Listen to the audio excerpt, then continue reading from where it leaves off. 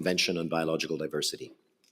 I am pleased to invite you to the mid-conference press briefing of the United Nations Biodiversity Conference, COP-15. Today, we'll be receiving remarks from our speakers. We'll have remarks from the COP-15 President, Mr. Huang Rongqiu, the Minister of Ecology and Environment of the People's Republic of China. We'll have remarks from His Excellency Stephen Guilbeault, the Minister of Environment and Climate Change Canada. We will have remarks from Elizabeth Maruma Mrema, the Executive Secretary to the Convention on Biological Diversity, and we will be also joined by Inger Anderson, the Executive Director of the United Nations Environment Programme. We will have a period of questions. I will attempt to manage the questions so that we have questions directed to all panelists for our event. So without further ado, I would like to invite the COP-15 President, Mr. Huang Rongqiu, to deliver his remarks to the conference. 感谢主持人，各位媒体朋友。For the moderator, ladies and gentlemen, media friends, it's a very great pleasure to be here for this press conference this morning. On behalf of the COP-15 President, warmly welcome again as the first press conference on the very first day. Media friends are part of the very powerful team for the global diversity. Welcome again for the COP-15 on site. We appreciate your efforts and your excellent work, which really impressed us. Just briefly to walk you through about the progress we had during last week. We had all the events take place last week. We have a lot of negotiation occurred, and we have the different parties get involved. As you probably have seen from media perspective, different delegates are working so diligently, so hard to achieve the clean text. They kept on talking and negotiation and promoting and align to come to consensus and reducing the gap. So that's what we can tell. And 10th of the afternoon, we have the very first phase meeting, which is a milestone meeting. On this meeting, this recap, I must say, this is really a summary of what happened in the phase one, and we talk about what's going to happen for the next phase. And indeed, it did give us directions. We have three outcomes. First one, for the general progress of the meeting, we have 23 decisions being passed. For the 23 being passed, really consists of the 1/3 of the total. This is a considerable progress, I must say. Secondly, regarding the most framework most people pay attention to. Third one is about for some core topics. Even we have not come to consensus previously, but we have exchanged considerably with the parties of the Conference of the Parties, including the capacities from all the parties. On this regard, I want to thank Secretariat, thank Canadian government, and thank all the parties who get involved to make this happen. I also have paid attention that we don't have too much time left. Today is 13. We have 1 week left. We have to achieve the ambition. We have to achieve the framework. We have a lot of difficulties, especially for some of the difficulties we have met, for some of the complex topics we had in the later phase, especially how to achieve the target, to have the balance and ambition to be achievable. So we have a lot of big gaps between parties, like resource allocation, like DSI, like monitoring and evaluation, and also capacity building. For those topics, we really have to spend time to further explore that. For all the Conference of the Parties, they really have to take the step on and be brave to demonstrate the flexibility, the inclusivity to reduce the gap and come to more consensus. That will be good for achieving our goals for our conference. Even we have met a lot of difficulties in all rounds. In the past days, I had conversation and cooperation closely with all the parties. I have reviewed the work from different parties, which has demonstrated diligence, professionalism, honesty, and selfishness. It's really impressed me. I felt like all the respect, all the support from conference of the parties. I thank you for your trust given by the support from Canadian government, from the secretariat, from all the party support for the framework to be achieved. I really feel confident. I'm fully confident of that. For the next coming week, we will have a high-level segment for on 15th to 17th meeting to occur. It's indispensable. It's very essential for us to witness the outcome and efficacy of our conference. As a COP president, I just want to discuss with all of you to achieve the framework. We have clearly mapped out the path, the roadmap, following by the roadmap, following the timelines and milestones for those essential topics to continue working on our topics and promote our negotiations to make sure we will achieve the sound result and our goals of the conference. Thank you. Mr. President. I now invite His Excellency Stephen Guilbeault, the Minister of Environment and Climate Change Canada, to deliver some remarks. Thank you, David. Bienvenue, bonjour, merci d'être ici aujourd'hui. Je voudrais commencer par reconnaître. Good morning to you all, and thank you for being here with us. You should know that we are talking from Janjika, which was known for the gathering of so many nations. We are at the halfway of the most important of conferences on biodiversity of the United Nations, and what is debated here will have impacts way above the current generation and the future of our generations. I know that you have heard so many people talking about the extinction of many species. Please think about that. Before, miners would bring birds with them to detect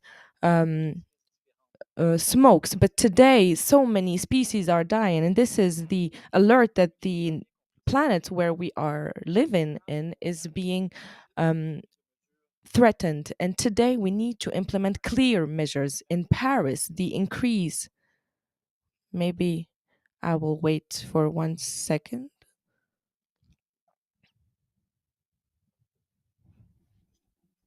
Une minute.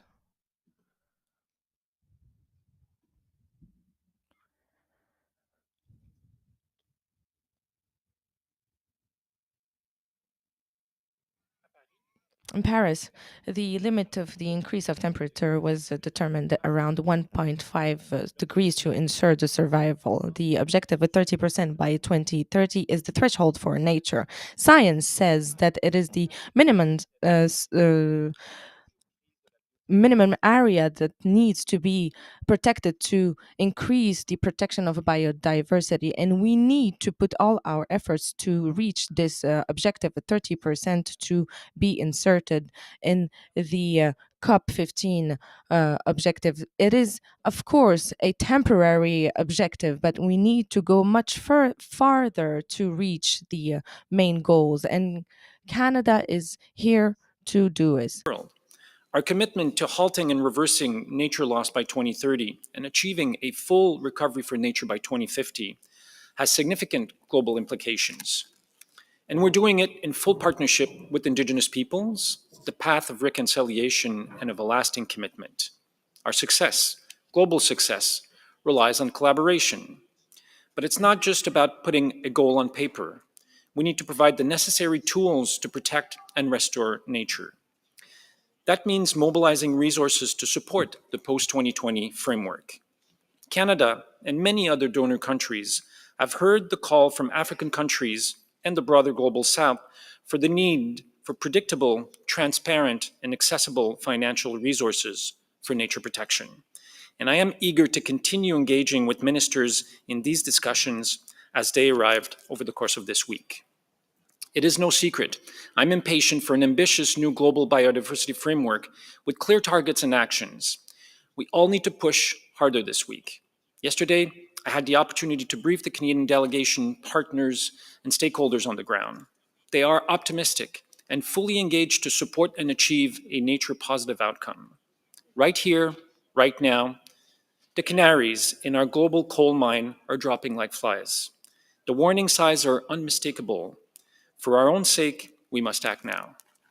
I want to thank and congratulate Minister Wong, the presidency, and his team for their excellent and steadfast work over the course of the last week. I also want to thank the presidency, the Secretariat as well for all of their help in bringing us closer to where we need to go. But we have an important week ahead of us. Ministers are starting to arrive. They need to engage, and we need to come to a successful, ambitious agreement here in Montreal. Thank you. Merci beaucoup. Thank you, Minister. I would now like to invite Inger Anderson, the Executive Director of the United Nations Environment Programme, to provide some of her reflections. Thank you very much, and thank you, ministers. And it's a pleasure to be here, members of the press. Let me just say that from the UNEP perspective, and obviously from the global environmental perspective, success is the only way forward. And I'd like to commend the presidency, Chinese Minister Huang, as well as all others who have really been leaning in these last few days. We've had the text before us for many, many months now. There's nothing new in the text that is not known to all delegates.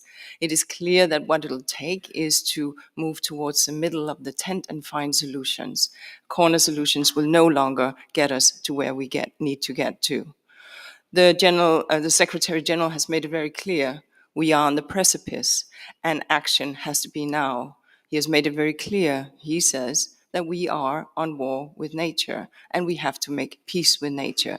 It is here in Montreal at this COP that this peace has to be made. And it is entirely doable. And when we look at what has been accomplished in the last few days, I am encouraged. So a lot of the standard work of the convention has indeed been cleared and done, and therefore a check mark next to it. That is very helpful. At this point now, there are some key priorities that needs to be moved forward, and they need to be moved forward in a balanced manner, well understanding that there are different interests and priorities among all stakeholders. But it is critical that we pick up the pace at this point. The three priorities remain: the global biodiversity framework, obviously, in clearing that text; resource mobilization, obviously, to ensure that we can deliver on and the means of implementation are there; and DSI. At this point, all negotiators and all teams are encouraged to pick up the pace. And of course, as the ministers will start to arrive, to involve them and have them lead the way to ensure that we can land where we all need to get to. We need to ensure that proposals from all parties are on the table on resources. It becomes critical. We know that where we have seen great biodiversity successes, yes, it is where legislation has aligned, but it is most certainly also where resources have been made available. So let's get this done. Again, deep thanks to you, Minister Huang, and to our host country, to Minister Gilbert, and as I said previously in another statement, to the people of Montreal, how they have welcomed us, how they have kept us safe, and how they have helped us even cross the road. I think, and we have caused traffic jams and queues in their city. So we are also very grateful to the people of Montreal. Thank you. Thank you very much, Executive Director. And for our last speaker for today, the Executive Secretary to the Convention of Biological Diversity, Elizabeth Maruma Emrema. Elizabeth, you have the floor. Thank you very much, Your Excellencies, Executive Director Inger Anderson, members of the press. We are now entering the home stretch of our biodiversity conference. Governments have worked and have been working diligently, frequently into the late nights for over a week now with the aim of completing our heavy agenda. On Friday, they were able to clear and adopt over 20 decisions to the convention and its two protocols, representing around a third of the final work that is expected to come out from this conference. I really congratulate them for this achievement and urge them to continue on that pace. Indeed, more work is still yet to be done, to be completed, and as you all know, what remains ahead of us and ahead of the negotiations is the negotiation and adoption of the new global biodiversity framework. The contact group and its groups led by the two co-chairs responsible for the new global biodiversity framework, as well as a host of other co-leads from around the world, have been working hard to seek consensus, reduce options in the text, and lift the brackets. They are making progress, but more, as I said, still needs to be done. What is at stake is nothing less than the future of human well-being and the future of life in harmony with nature. We need these negotiations to produce to a halt the loss of biodiversity and set us on a path to recovery.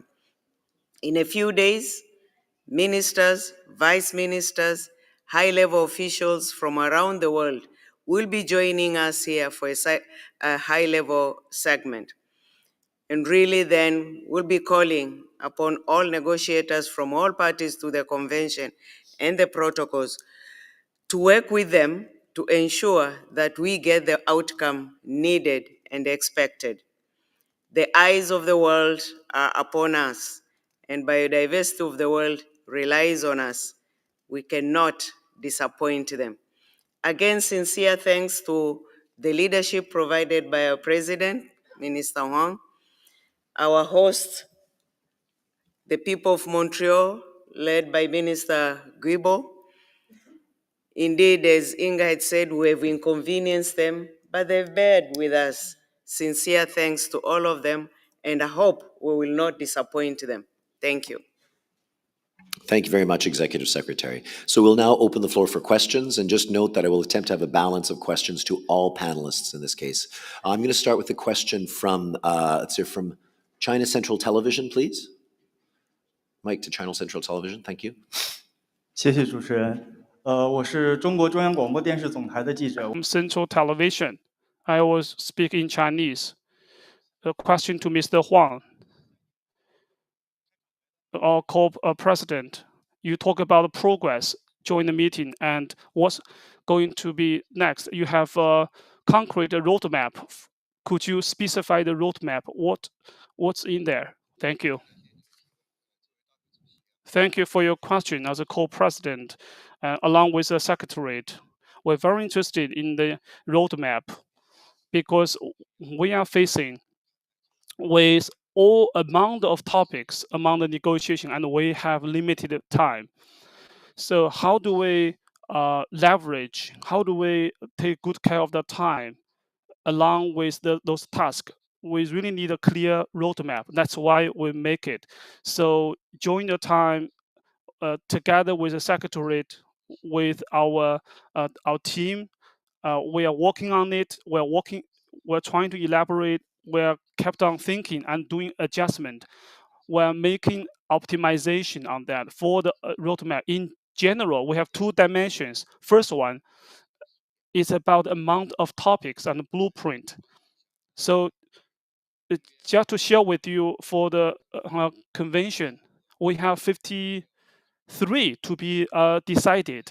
So among there, the milestone framework consists of 29 topics to be negotiated.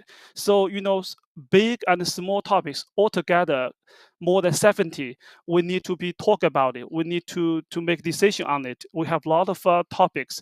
How do we incorporate them? How do we balance them in a good manner on a timeline? How do we distinguish them? How do we prioritize them? So how do we classify them? What are they easier to be done? put them in the first place, and then that will boost our confidence.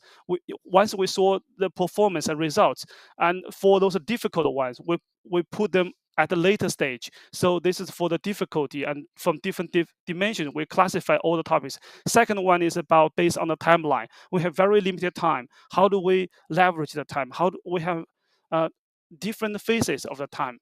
At different phases, what kind of topics to be resolved and addressed? And then later on, we'll going to focus on a certain topic. So, and at the last, we have a last kick to resolve all the difficult questions, and then we can align and summarize under the framework for all the topics. Now, this is something we need to think and mobilize. So just to briefly to describe several phases of the roadmap. First one, it's ended. I mean, from the very beginning of the conference until the 10th, when we recap. The first recap, as I mentioned, we have 1/3 accomplished for the decisions made for the topics, and on the 10th, during the summary meeting, through the performance and outcome, really inspired a lot of conference parties, inspired the delegates, and boost the confidence. And it's really helpful, which are helpful for us to achieve our final goals. So this is the phase one I talk about it. The second one is from 12th to 4th to 14th. I mean, from yesterday to the day to tomorrow afternoon. This is phase two. So we hope we can promote and achieve more consensus.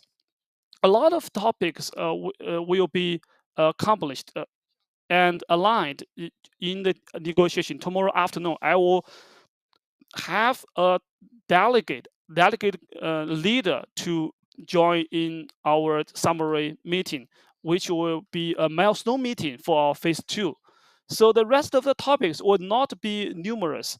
So that will go into the phase three, which will be 15th and 17th, which will take place on a high-level segment meeting. Those are very essential, complicated topics. Those are hard.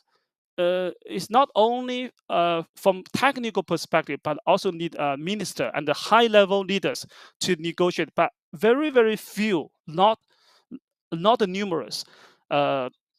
So it's just a single number of topics to be addressed at that type of meeting. And fourth, phase three, and during the 18th and the 19th, the last 2 days, during the end, we're going to do a sweeping. So maybe some of the single topics to be improved at that phase to be addressed. So there's a general abstract framework for our roadmap. So, and we are working on it one by one. And I believe, given the support from different parties, we strictly adhere to this roadmap. Whether negotiations or topics discussions, we surely will boost the confidence and will achieve the goals what we expect. Thank you. 非常感谢。 France Presse, please. I have a question for the Minister of Environment of China. What would be concrete targets and agreements that would be, for you, considered COP-15 a success? What concrete targets you really want to achieve? Thank you.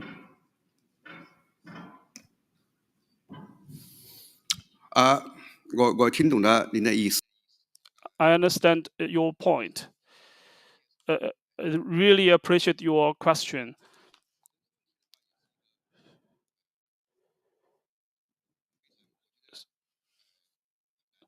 This is a very difficult question, I must say. For a successful COP-15, the most important milestone outcome is to achieve the post-2020 global biodiversity framework. What kind of framework will be called successful? How do we deem that successful? Not only by looking at how many we have achieved, but also how many could we realize that in future. Those two parts are being considered both. As a co-president, we are thinking for all the targets achieved, all the promises, commitments we have achieved, could be accepted by all the conferences of the parties, could also be tested by the time. So until we go to 2023, when we do the recap, no matter developed countries, developing countries, they could relate to that. They could say we are successful because we have landed in. So with that commitment and objectives, that's how we call it successful, a real success. To realize the real success, we have three kind of things to be done. First one,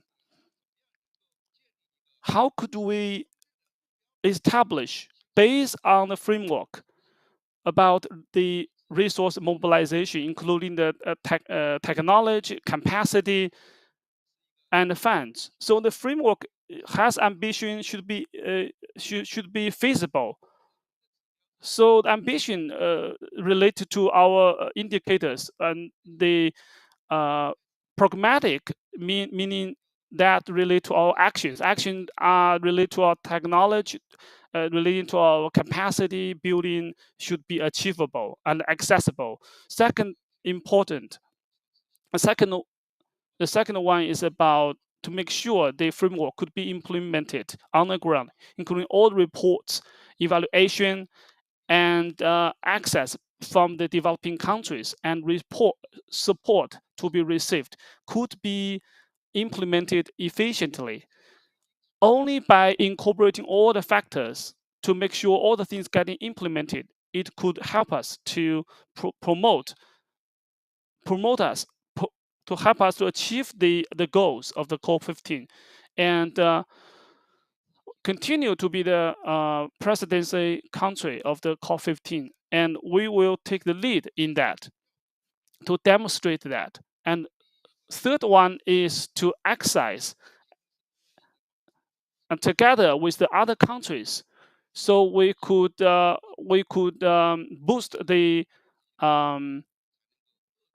we could let the other countries take good active part in the COP-15. So by doing that, we could achieve in peace and harmony with the nature in the pace we desired. We hope we work together to striding forward and promoting all the targets and to realize the successful framework. Thank you. Third row, please. Introduce yourself. Oh, thank you. I'm a journalist from China Environment News, and my question is for Ms. Morema. As we have noticed that Ms. Morema has attended the 7th Summit for the subnational governments and cities, and also attended several side events of China Pavilion. So would you please share with us your feelings and impressions on China Pavilion, and how the Secretariat and the Chinese presidency working together to ensure the successful outcome of COP15? Thank you. Thank you very much. In terms of how we'll ensure the success of COP15, I think the minister has responded to that. But my impression of the different pavilion and the events I've attended, including the two you have mentioned, is great. And I'm saying great because in this conference of the parties, unlike all our past conference of the parties, we have seen an immense engagement of the different stakeholders apart from the negotiators, the parties, or the governments, which is really encouraging because that also indicates that indeed when the framework is adopted will be the framework for all, because all stakeholders, including citizens, will have that responsibility to also contribute to its implementation. And the fact that here we see virtually all stakeholders in numbers, be it the business, be it financial institutions, indigenous peoples, local communities, women, the youth, and all others, is a clear demonstration of that they are on board and ready and waiting now. First, they've also influenced their needs in that framework in terms of what they want to see in the framework, and that then also demonstrates they are ready to actually participate in the implementation of the framework, and therefore now waiting for the negotiators to give them that ambitious framework. And for the China pavilion, clearly the pavilion and all the discussions happening there clearly demonstrate what China has achieved as far as biodiversity conservation is concerned, and what China is ready to share those best practices so that others can emulate and adapt and learn from that. And we know China also has also succeeded to achieve even beyond the previous Aichi, some of the Aichi biodiversity targets. So there's a lot to learn there, and this is what we are seeing being demonstrated at the China Pavilion. So looking forward to continue working with the China under the presidents for the next 2 years to further strengthen those achievements and to further be able to share across the globe. Thank you. Could you introduce yourself? Thomas Krummenacker, RIF reporter in Süddeutsche Zeitung, Germany. A question to Mrs. Mrema. How much is the geopolitical situation, and especially the war in the Ukraine, affecting the negotiations in terms of readiness for compromises? And with regard to 30 by 30, may we end up with different percentages of protected areas on land and on sea? Thank you. Delighted the geopolitics has not as yet, touch wood, that continues affected the negotiation process going on. We see that positive atmosphere, readiness to negotiate, readiness to compromise, and this is the positive environment continuing. As far as the 30 by 30, one, I think it's important to also look at the framework as a package, that all the issues are connected. And even the 30 by 30, we hope finally it will remain, current is still bracketed, but we hope it will remain. Its implementation will not just be looking at 30 by 30, but it's beyond that. Because remember, there is also the additional 70% which also need effective protection and management. And that almost all the targets connect to each other. So 30 by 30 is great. 30 by 30 supported by majority of the parties, but let's look also beyond 30 by 30 to be able to ensure that the framework, when it is adopted, is effectively implemented and achieved. And learn from the 30 by 30 if it goes through, and hopefully so, in terms of expanding the effective management beyond the 30. Thank you. Thank you very, very much. I'm going to take a question from this side. There's a gentleman right near the edge of the row. He's like fourth or fifth row back, please. Thank you. Thank you. From China News Service. Here's a question for President Mr. Huang. So I would like to speak in Mandarin. 谢谢。中国新闻社记者岳东向黄部长提问。刚才黄部长你也提到。News Service just now, Mr. Huang mentioned from December 15 to 17, there will be a high-level meeting. So I'd like to know more about this meeting. Could you let us know more about it?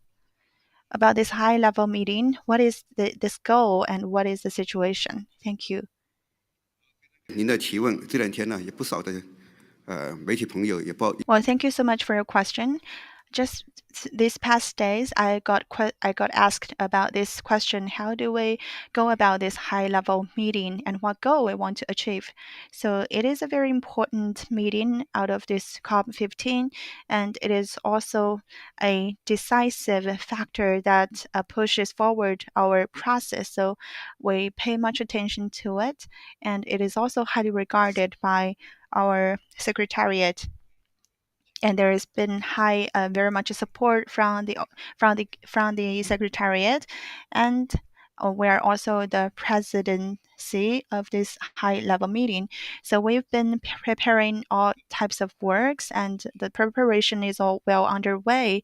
And as you can see, that the delegates are starting registration. So we also have provided funding for the least developed countries to attend this meeting. So let me share a few facts with you. Till yesterday, we have more than 155 parties and 2 observers, and we have 167 ministers or delegates that will attend the meeting.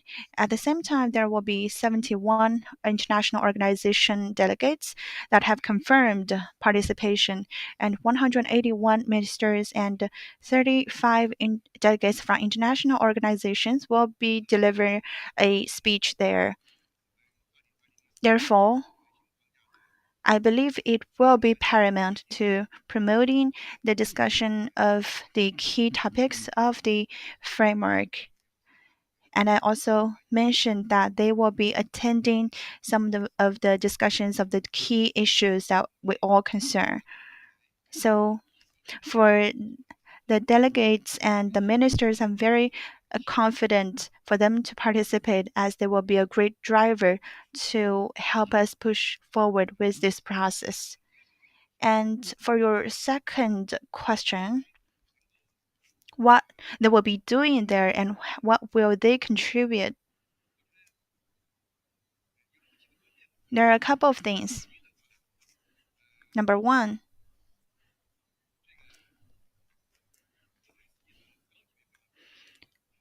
we just provided a platform for the ministers to deliver their voices. And it is our hope that the ministers will speak out their voices in conserving the biodiversity in their countries and their political will, so that we can reach the consensus of the biodiversity conservation and the reverse of the loss of the biodiversity. And so this will also help to expedite the governance process globally, and this will also help the reverse of the loss of biodiversity. It will be very helpful, so I'm very convinced that they will play a leading role. Well, civilization brings prosperity of economic growth. So we're just paving the way. We're just putting the platform for them to deliver their message and the topic that they all concern, and to allow them to speak out their political will. And another point, that in our roadmap, we invite the ministers to participate all the key and tricky issues and the discussion, and using their political intention and their vision, their resolution to solve the issue. So that is kind of our expectations from the high-level meeting. And thirdly,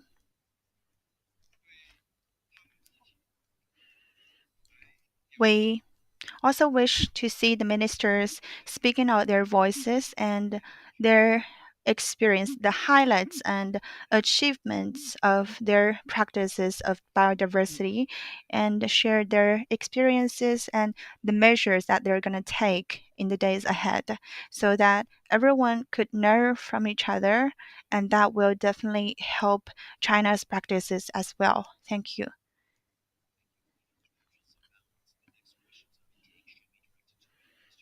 Or the executive director of UNEP, please. So only raise your hand if you wish. I recognize Elisa from Radio Canada in the front row.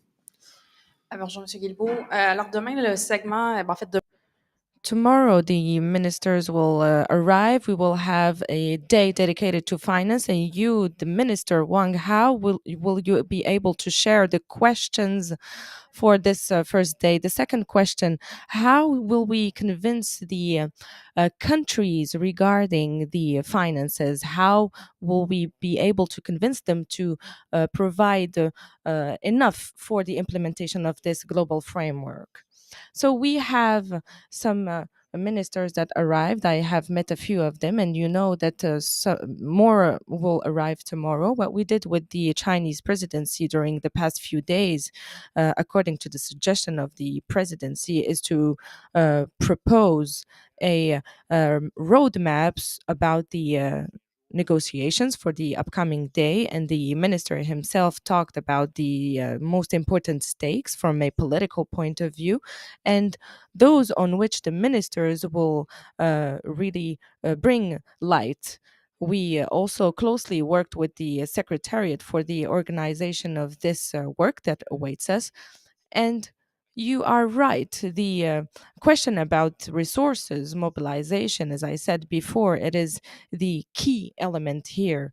Uh, this is the ring that will control everything, reference of the Lord of the Rings. So what we are trying to put in place here is a package. If we want the ambition of countries such as Canada and other countries in the north and the south, but particularly the countries of the Great North, they need to understand that the ambition should be supported with financial resources for southern countries, for and also for indigenous peoples. So, how will we convince them? I think that it is not about convincing countries such as Canada that they need to be here for this question, but I think that we are trying to recover the time that we have lost on the Convention on Biodiversity, and we talk about stakes in terms of amount of money that uh, are more related to climate change activities. And I think that this is well understood by giving countries. However, now we need to agree on stakes that are not only related to public financing. Clearly, we do not have enough money from governments to fund all the needs that we have identified. So we need to review all the possible financial resources. Could it be from the private sector, philanthropy, and other multilateral organisms? Could it be the World Bank or the IMF and other development banks? And this way, put in place mechanisms. And I want to say it for our great colleagues, the partners have understood the need to have transparent sources and where finance is accessible, and this is clear, and we're going to work on this with the Chinese presidency, the secretariat, and all countries that are going to join us. Thanks a lot. In the interest of balance, the next question I take must be directed to either Mr. Guilbeault or Ms. Anderson. The reporter, and I think you're from Agence France Presse or Reuters. I'm sorry, I see the gentleman in the back there. So yeah, Jack Graham from Thomson Reuters Foundation. Question to Minister Guilbeault on resource mobilization. I was wondering if you've seen a compromise position rise to the surface in the talks so far, and whether that might include the creation of a new biodiversity fund on top of the GEF.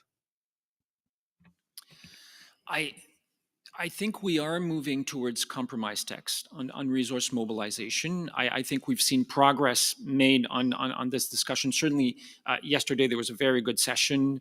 I have been in contact with many of my peers who haven't arrived yet, part of the High Ambition Coalition, to test ideas with them in terms of the text that's being presented here, to ask them to talk to their delegation and work in a spirit of compromise. On this, I think you're right. The question of whether it will be a new fund or perhaps a new fund under the GEF. I think Colombia's intervention yesterday was very constructive. On that, I can only speak for Canada, but we want to be a constructive partner.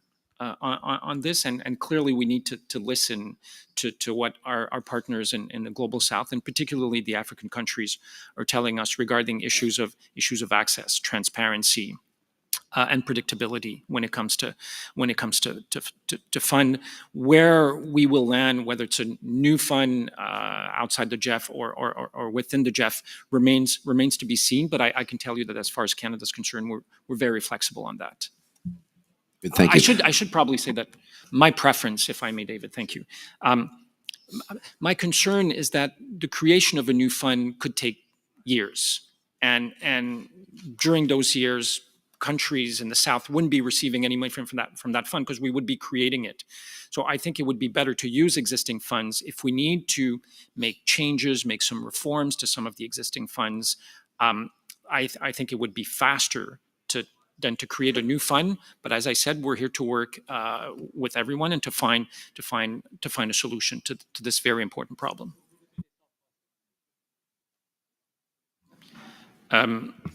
Certainement. Donc, regarding the issue of mobilization of resources and whether we should create a new fund or should we use the tool like the GEF, the FEM or the GEF, depending on what you prefer. Canada wants to be flexible, and this is one of the stakes, which is going to be the reason why we're going to stay up very late. We do not have a very a position regarding this, and we want to listen to what our countries from the global South are saying. African countries, the fund has to be accessible, and transparency is also important. Is it going to be a new fund, or is it going to be a fund which is included in something already existing? And my preference would be using what is already existing, because creating a new one might take years. And when we've created GEF, between the creation of GEF and really between the time when it really started to work, it took 7 years, and I don't want to wait for 7 years to have a fund that is accessible for southern countries from the South. So it would be better to use already existing tools. We could reform them, we could adjust them, we could look at this, but we are a partnership and compromise are possible. Take, in the interests of balance, will be, I would like a question directed towards Inger Anderson. Okay, so I recognize Kyoto News right here. Thank you. Thank you. This is Jida from Kyoto News. Very nice to see you again. I know that UNDP is planning to scaling up of biofilm after the adoption of framework. Is UNEP planning to do something to secure the new and additional fundings for the conservation of biodiversity after that framework has been adopted? Well, thank you. And I don't need questions. Just to be clear, I think that my colleagues on the panel have answered very well. But since you're asking this, a broader issue of funding, I think that there is a very interesting conversation happening more broadly around funding. And as you heard from the two ministers, looking at existing revenue streams and how these can be optimized has to be part of it. But the Colombia proposal that was put on the table yesterday is also very interesting. I think what the Global South is asking for is clearly a broader set of resources and instruments at their disposal. And that has been the challenge so far. We at UNEP will obviously do our bit. The broader United Nations, that's really where it comes in. How can we also, with the Bretton Woods and the MDBs, step up financing? And how can we ensure that the instruments that are available are expanded and are expedited? And yes, how can we ensure that there are new and additional resources? It's very interesting to see that a number of countries are leaning in and adding more resources to the pot, so to speak. But how can we make sure that that is expedited? I think it will be critical as we are looking for ambition and implementability in this framework, that we also find a way to thread the needle around resources. And from UNEP's side, we'll do all that we can We have a degree of experience over our 50 years with this work, having been part of the 3 founding agencies of the Global Environment Facility and very much involved in a number of other funds, including the Fund for the Montreal Protocol, which we happen to be the treasury for, and which is based here in Montreal. So I think that there are any number of ways to look at this to augment. What is clear is that what is on the table right now is by all means insufficient and will not deliver the kind of ambition. So we need to look at everything. At the same time, there are lots of things that countries can do at home. That includes addressing subsidies, regulatory settings, enforcements, which will also help on the biodiversity front, which is why what the executive secretary said is so important. I know that the press has been focusing on 30 by 30. It's probably one of the easier targets to grasp, but there are some 21, 22 targets, depending on how we count it. And it is a full package. And looking at subsidies, looking at regulations, looking at pollution, looking at trade, all of these dimensions will be critical. Thank you. Thank you very much, Executive Director. So I'd like to thank members of the press for joining us, thank our panelists for taking their time. They've got other meetings. The next time this panel will be assembled will be on the 17th of December at the closure of the high-level segment. There's another press conference filing, and the regular briefings begin again tomorrow. Thank you to our panelists. Have an excellent day, and thank you to the media. Take care. Have a good day.